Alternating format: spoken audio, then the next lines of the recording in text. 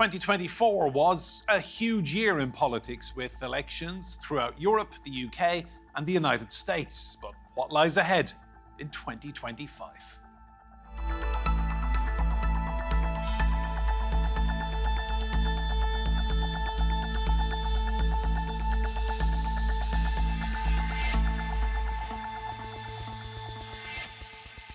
Hello and welcome to Roundtable. I'm Enda Brady. Now it's 2025 and later this month, Donald Trump will return to the White House, having a huge impact across the globe. Meanwhile, countries including Germany will go to the polls, while newly elected leaders will be tested even further. So, how is the political landscape looking for the year ahead? Well, let's meet our guests. Joining me here in the studio is the journalist and broadcaster Adam Boulton. Also here with me is Elisabeth Braw. She's Senior Fellow at the Atlantic Council. And Claire Pearsall is former Special Advisor at the Home Office. You're all very welcome to Roundtable. Happy New Year to everyone. Elisabeth, to you. Tell me, one name and one person and one big shadow will cover a lot of 2025 and indeed the next 4 years. Donald J. Trump. What can we possibly expect? We can expect unexpected decisions because he is somebody who doesn't operate on the basis of ideology. He operates on the basis of gut instinct and frankly, a lot of chips on his shoulder and improvisation and vibes about who he gets along with and who he doesn't get along with. And that makes him so unpredictable. If you compare him to other leaders, they have some sort of comprehensive ideology of the world and how things should work. Not so with him. He can change his mind from one day to the next. So turbulence. Turbulence. Claire, how can politicians and leaders plan for the year ahead, the years to come, when the person that's going to influence so much is so very unpredictable? No, I think that's the difficulty that most leaders are going to find. And in the United Kingdom, you've got a prime minister who's not entirely sure of his position and how that sits with the US president that will be elected in a few weeks' time. So I think it's going to be an interesting ride. I don't think it's going to be easy. I think there will be unexpected decisions being made. But the one thing the United Kingdom needs to do is start to look at how they can bolster that relationship for the betterment of the UK. And Adam, give me your take on Trump. I mean, absolutely everyone will be scrambling to build relationships with this man this year, next year, the next 4 years. Yeah, I mean, they've got to because, as you say, the United States is still the most powerful country in the world. That said, anyone who's trying to build a relationship with him knows that they can't rely on that relationship. And I think one of the things we're going to see in this country is just how far the Starmer government is prepared to go in sucking up to Donald Trump. We've heard early indications, praising him. I mean, describing Donald Trump as gracious might actually, as the Prime Minister did, in his Guildhall speech, might actually surprise people. And I think it could become a point of tension. I think if the UK government tries to lay too much stress on the special relationship with Donald Trump, that, I think, might upset quite a lot of its supporters within the Labour Party, but also it might get in the way of trying to build closer practical relationships with the Europeans because, if there is a trade tariff war, America's going to be on one side, Europe's going to be on the other. In seeking to get the best of both worlds, the UK runs the risk, perhaps, of alienating both sides. And just tell me, Starmer and Trump, you couldn't pick two more different men. Starmer, a pragmatist, he's from a left-wing ideology, and Trump genuinely kind of appears to make it up as he goes along. Well, and above all, Starmer is a lawyer. I mean, he's probably a better lawyer than he is a politician. And therefore, he's someone who believes in doing things by the book. And Donald Trump is a man who's demonstrated again and again he's a man who believes in tearing up the book. But all the indications we've had so far from the Starmer government is that he sees it as of strategic importance to have a good relationship with the Trump administration rather than in any way to attempt to call it out for some of the more extreme things which Donald Trump has suggested he might do. Elisabeth, let's talk about Ukraine and Trump's view of the war with Russia. How concerning do you think it will be for President Zelensky and everyone who's pro-Ukraine and backing Ukraine that Trump might on day one turn the taps off? Well, it's clearly massively alarming. And what's especially alarming is that we have no idea really how this will go. If Trump were to say on day 30, 40, 50 of my presidency, I plan to do this or that, then at least that would be something that you could plan towards, even if it were a very negative decision. But we don't really know. We just know that he has said that he can end the war in one day. But then again, the Biden administration, for all their good intentions, haven't been particularly successful at supporting Ukraine. They have done the right thing in providing more support, financial support, and especially weapons, but it has taken them a long time, and that hasn't particularly helped Ukraine either. So it's not as stark of a choice as it may seem, although it's not really a choice at all for the Ukrainians. But what I think is adds to the concern about what Trump may do is that we don't really know how his advisors and senior officials, what positions they are going to take. And what we do know is that some of them are not particularly strong friends of Ukraine and are more of an isolationist, have more of an isolationist mindset. But we don't know how that game will play out within the White House if they are confirmed by the Senate. Claire, next month will mark 3 years of the war. Do you sense a fatigue around Europe? All the money, all the support. I mean, are we inching towards some sort of negotiation? I think we are. And interestingly, Sir Keir Starmer, in his speech in December to Mansion House, which Adam has already mentioned, did have a softening of the line that there would be negotiations. And I think that's the first time I'd ever heard Sir Keir Starmer say that. And I think that both countries, both the United Kingdom and the US, have pressures from their own people by saying, how much more money and how many more weapons are we going to send? What is this doing? This has now gone on for too long. So I think there are internal pressures. It would be in everybody's interest if there could be negotiations, but I'm not convinced that the Russians and the Ukrainians are going to come to an easy decision. So this is going to be quite a tense time. But I do think that we are seeing a softening up of rhetoric from all countries, and there will be some kind of decision made relatively soon this year. Adam, how big a prize will it be for Donald Trump then? He comes in and he's promised on day one he will end this war. How big a prize if he could bring a negotiation to the table? Well, I think it will be a big prize, except if it looks like a Russian, the Russians have got everything they've asked for, in which case people would say, it's happened again, Putin's pulled the wool over your eyes, all the rest of it. And I also am not sure that the United States will be the intermediaries in any negotiations. I think they'll probably, take a step back and use other countries. Interesting that Zelensky himself, in his more recent interviews, is saying he thinks that the war can end next year. He's no longer talking about total territorial victory in terms of going back to pre-2014 and taking back Crimea. It seems that what he's thinking about is, as it were, a frozen conflict, not accepting the loss of those territories to Russia, but accepting a de facto loss of those territories to Russia. What he is talking about, and this I think could well be the sticking point, is he wants security guarantees for what remains of Ukraine.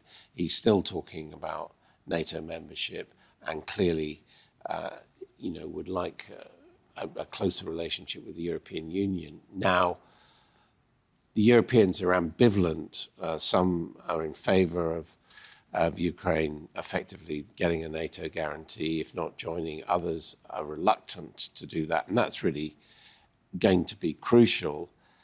The other thing, of course, is that America is still the largest contributor to NATO, and it seems extremely unlikely that Trump would be prepared to extend an American defense guarantee to Ukraine. So therefore, you could have major divisions emerging within the NATO nations, and it might actually be the moment where America effectively says, okay, you're the Europeans, if you want to defend yourselves, it's up to you. So, it's not just what happens to Ukraine, it's actually what happens to the Western Alliance really could be on the table.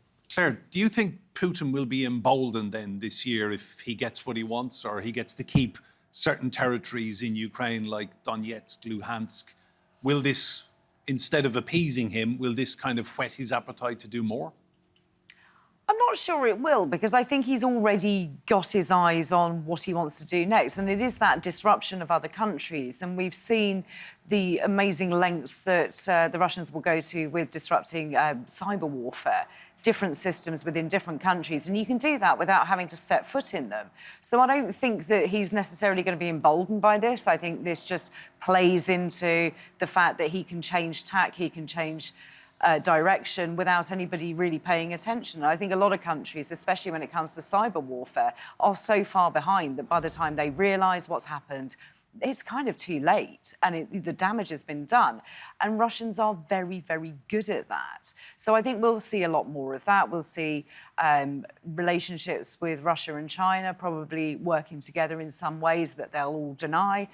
But I think that's going to be the way that they go. I think the land now will be settled, and I think that quite potentially Crimea will stay for the Russian side, but losing any more territory, I don't see that that's going to really make any difference to his whole attitude to how he wants to rule the world. I mean, there is an upside to this, which some, British strategists are pointing out, that if there is a settlement now, even within the borders of the conflict, that is not a victory for Putin.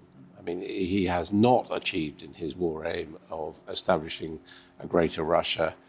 There's been enormous cost in terms of lives and finance. The Russian economy, although it's perhaps proved more resilient, is by most accounts under pretty severe strain. There are already shortages emerging. So I think there is a question in the immediate term as to if there is a pause in the fighting, does it give him an opportunity to rebuild Russia as a military power, or will it actually be a country that, feels hollowed out for not very much? And that, of course, could put pressure on him domestically as well. Adam, across Europe, two big powerhouse economies, France and Germany. It is a huge year politically for both those countries. Yes, it is. I mean, basically, both of them have governments that are in the process of collapsing, if they haven't collapsed altogether, and it's looking extremely likely that there's going to be probably parliamentary elections in both Germany and in France. Now, in Germany, and this, I think, is going to be the big question, is to what extent do America first type populist, Germany first, or France first, Rassemblement National or the AfD or some of the parties on the left, to what extent do they appeal to the voters in these elections? And, there is, a gloomy analysis by some centrists which says, well, what we might actually see is the implosion of traditional left, right, centre politics with populist parties really coming very, very close to taking power, or indeed replacing the traditional mainstream parties. And that's not just a question in France and Germany. Obviously we've got to look at Romania and elsewhere. And, it's an interesting question in the UK, in the country where we're speaking, as to whether there is a continuing bleed towards Reform UK and other parties away from the mainstream parties. I mean, America is unique in this, in as much as what's happened is that the populists have just taken over the Republican Party, one of the mainstream parties. That hasn't happened here. What appears more likely in Europe is a kind of breakdown of the party political system and the replacement of traditional centre-left or centre-right parties. Elisabeth, how important are those two countries for the European Union going forward, France and Germany? It's a big year for them. I mean, their economies have been struggling, Germany in particular. The French have a huge amount of debt. The European Union, to be strong, really needs France and Germany to have a good year. It does, especially if you are France and Germany. And they have long considered themselves the engine of the European Union. And sometimes to quite unhappy ears in other countries. And that was one of the, from a European Union perspective, that was one of the great regrets of Brexit, that the UK left. The UK, the leading country on the pragmatist wing, and as a result, the pragmatist wing that didn't want more federalist structures was weakened because the other countries are smaller. But seeing this from a positive perspective, it could mean sort of a rebalancing of power within the European Union, where France and Germany are not seen and treated as quite as powerful as they have been until now, because it did cause resentment, not just among smaller countries of the pragmatist wing, but especially among newer EU member states like Poland, that's sort of resented and do continue to resent this very powerful role that gives France and Germany often disproportionate power, even disproportionate to their size. And so that shift may be a positive thing from the perspective of many other EU member states. And who do you think would welcome that? Maybe Giorgia Meloni of Italy? Giorgia Meloni, for sure, who has emerged as a surprisingly powerful and surprisingly energetic leader in foreign policy and indeed in other areas. Probably the most energetic head of government there is in the EU at the moment among the larger member states. But also Donald Tusk in Poland is likely to welcome a little bit of a shift of power towards his country. Claire, let's talk British politics again. Kemi Badenoch is the new leader of the opposition. What kind of a year do you think she might be aiming towards, chipping away at Labour's lead and working to unseat Keir Starmer? Give us your assessment of 2025 for her. I think she would love to have that ability to unseat Sir Keir Starmer, but I think realistically, she is looking at trying to build a party around her, trying to look at what advances the Conservative Party can make. Can they actually agree on the direction of travel? And of course, in the United Kingdom, we will have local elections, so county and mayoral elections in May. So that is a pretty big breeding ground for resentment. So if she doesn't get this right, the Conservatives lose more seats and lose mayors or council leaders, she is going to be under pressure to sort that out. And the Conservative Party are very, very brutal. If they feel you've passed your best, they will get rid of you. I mean, we've seen that over the last 3 or 4 years, that they are quite happy to go in with the knife and get rid of somebody. I think it's going to be quite a quiet year. It should be. As an opposition leader, you should be gathering your troops together to look at what you can do going forwards into election period in a couple of years' time. But unfortunately, I think with the egos of some people in that place, that isn't going to happen, and there are always going to be fireworks. And Adam, talking of fireworks, Nigel Farage is still very much a British MP. There's a rumour around Westminster that Elon Musk may donate $100 million to the Reform Party with the view to Farage being a serious contender for Prime Minister in a few years' time. Yeah, I don't think that rumour is that strong at the moment, in the sense that it was a speculation based on Musk's behaviour in the United States and some of the comments he's made on his social media site, X, about British politics, talking about a socialist takeover. And I think there is also a question as to the feasibility of being able to spend that money. We do have very different election laws and very different laws about party financing, and we do have an absolute ban on foreign financing. So to actually, and then I would have thought if Musk is still interested in the British general election by the time we get there, and we have to remember we've got 4 years to go, very unlikely, I think, that he would do it by handing Nigel Farage a cheque. It's much more likely that he would use social media and campaigning and maybe underground social media organisations to spread disinformation, than that he would simply say, yeah, we're going to back Nigel Farage and his party. And you know, it still remains a one-man band with only 5 MPs, although, as Claire was saying, we are going to have local elections. By and large, the ones that are coming up are not ones where Nigel Farage's party or its equivalents have stood before. So there is a possibility that he could make gains that look spectacular effectively because he's starting from nothing. And I think the other point we have to bear in mind is that the government, although it has a very large majority and is going to be there for 4 years, in terms of popularity is in big trouble. I mean, there is a serious question now on two fronts. One is just whether Keir Starmer has the personal qualities to be a good leader, or whether he's going to turn out to be uninspiring and a bit of a dud, as Rishi Sunak was, for example.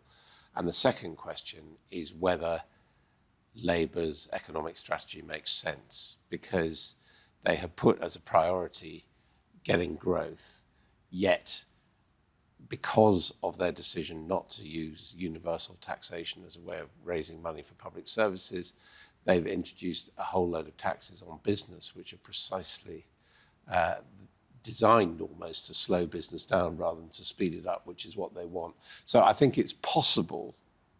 I don't think we're going to have a general election, but I think it is extremely possible there could be a crisis in the British government in the course of 2025.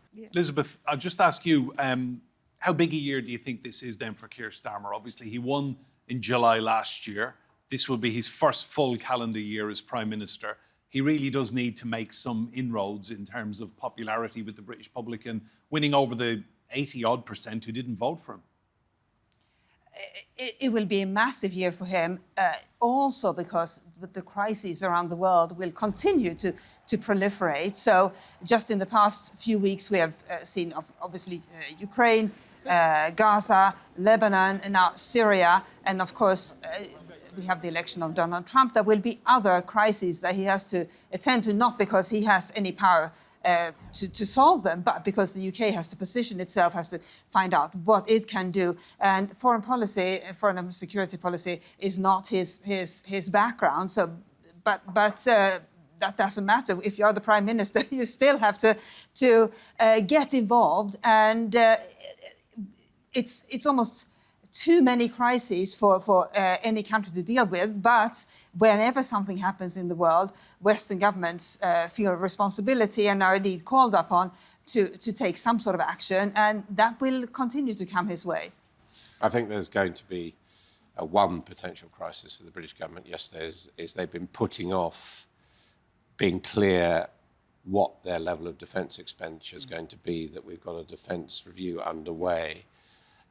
In his speeches, Keir Starmer still pays lip service to a strong defence, but doesn't seem really prepared to find the money in any hurry. And as you say, talking about the global crises, it may be that what the government comes up with in terms of what it's planning to do on defence spending just looks inadequate to expectations in this country and also expectations from Europe, where Britain's defence contribution is seen to be one of the key positives which we have to offer. So I think there's going to be a lot of pressure there and difficult decisions facing Starmer. But also, I think that the Labour government has backed itself into a corner by deciding very early on not to increase taxation from individuals, but actually bending the rules and, as Adam said, putting it onto businesses. Now, there is only so many times that you can do that and only so many pressures that businesses will take. So where are they going to get any extra money from? And that's what we haven't seen, are those decisions of expenditure and income, especially. If you're not going to bring in as much as you think from certain taxation, like private school, 20% increase on VAT, and non-dom taxation individuals, if that isn't going to bring in the money, where is it coming from? Because you have already said from the rest of this parliament, you're not going to take it from personal income tax increases. There is a real problem there. Elisabeth, final point to you, just to finish with the man we started talking about, Donald J. Trump. Everyone will be trying to get a relationship going, keep on his right side, ultimately make 2025 work for them. Exactly, and he can pick and choose. But I think where he is overplaying his cards is that he thinks that America is destined to remain the world's strongest country. Obviously, he's concerned about trade imbalances and so forth, but he's convinced that America is the strongest country in the world, backed up by its military. And yes, America is very strong, but other candidates, especially China, are growing their military very quickly, and the Chinese Navy is already larger than the US Navy. So using that power of the US military to force other countries to do as you wish, or indeed, for that matter, using the threat of massive tariffs to get other countries to do as you wish. Yes, you can do that if you are indisputably the strongest country on the face of this planet, but not if you are a country in decline. And unfortunately, Western countries are in decline compared to other countries. So you use that tool or that threat at your peril, and I don't know whether he has understood that. Elisabeth, Claire and Adam, a happy new year to you all. A fascinating year it promises to be. Remember, you can see more discussion and debate on our YouTube channel. Just search for Roundtable TRT World. But for now, from me, Enda Brady, and all of the team here, a very happy new year to you, and thank you for watching.